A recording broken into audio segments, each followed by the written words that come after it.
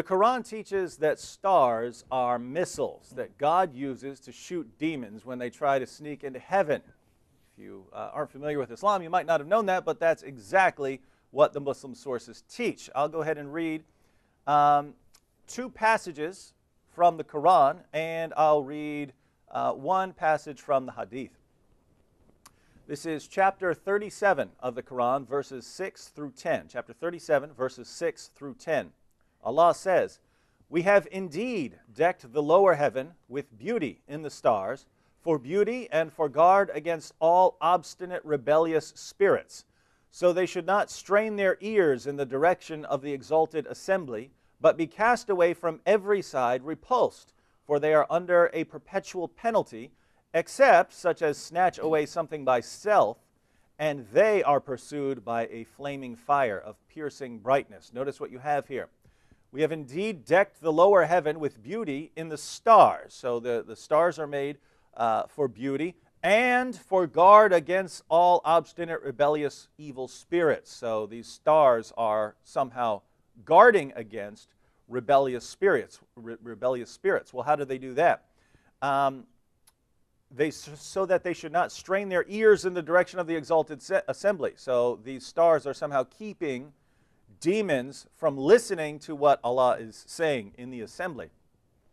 But be cast away from every side, repulsed, but be cast away. So they're going to be repulsed by these stars, for they are under a perpetual penalty, except such as snatch away something by stealth. So if one of these demons actually hears something and tries to run away with the message, they are pursued by a flaming fire. That's when you see a shooting star, it's because Allah has hurled a star at a demon who heard something and is trying to run away with what he heard from Allah, and then Allah hurled a star at him. Let me also read chapter 67, verse 5, which is shorter. Allah says, "And we have from of old adorned the lowest heaven with lamps." These lamps are the stars. "And we made such lamps as missiles to drive away the evil ones, and have prepared for them the penalty of the blazing fire." So we have made such lamps, the stars, as missiles to drive away the evil ones, and have prepared for them the penalty of the blazing fire. In case you want to try and reinterpret these, we know what the interpretation of Muhammad's companions was on passages like this. In Sahih al-Bukhari, number 3198, we have Abu Qatada. Who's Abu Qatada? Abu Qatada. And when you're talking about the companions of Muhammad, you're talking about the greatest generation of Muslims who ever lived. So when you mention these people, you're not just mentioning any Joe Schmo.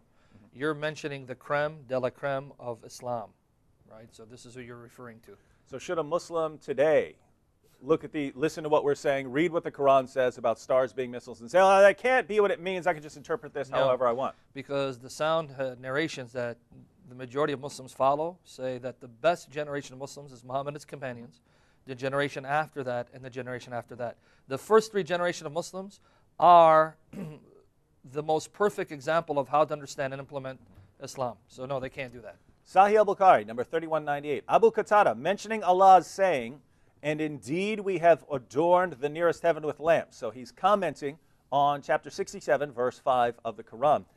And he says, "The creation of these stars is for three purposes, and they are: 1, as decoration of the nearest heaven; 2, as missiles to hit the devils; and 3, as signs to guide travelers." So if anybody tries to find a different interpretation, he is mistaken and just wastes his efforts and troubles himself with what is beyond his limited knowledge. Notice, he doesn't just say, "Hey, this is my limited opinion." He says, "This is the teaching of Allah, and anyone who tries to understand it differently is wasting his time." Where do you think he got that interpretation from? Let's see, where did he learn the Quran from? Muhammad? Yeah. So you can't just brush him aside. You can't do that if you're going to be consistent to your position, because we're dealing with Sunni Muslims, and that's vitally important. The majority of Muslims in the world are Sunni Muslims. They follow the Quran and the Sunnah of Muhammad. And Muhammad said, "You got to follow my example, the example of my companions, the generation after them, and the generation after that." So there's no way you can just brush this aside. So, according to Islam, stars are Yeah, missiles that God uses to shoot demons when they try to sneak into heaven. you got it. and there's no way around it. Yep.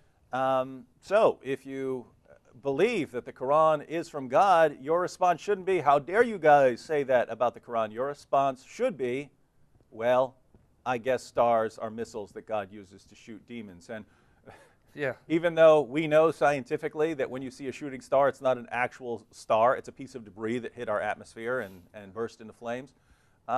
Even though we know that, you have to believe that a shooting star is actually a star Yeah. that Allah hurled at a demon. In fact, the Muslim response has to be, and Allah and His Messenger know best.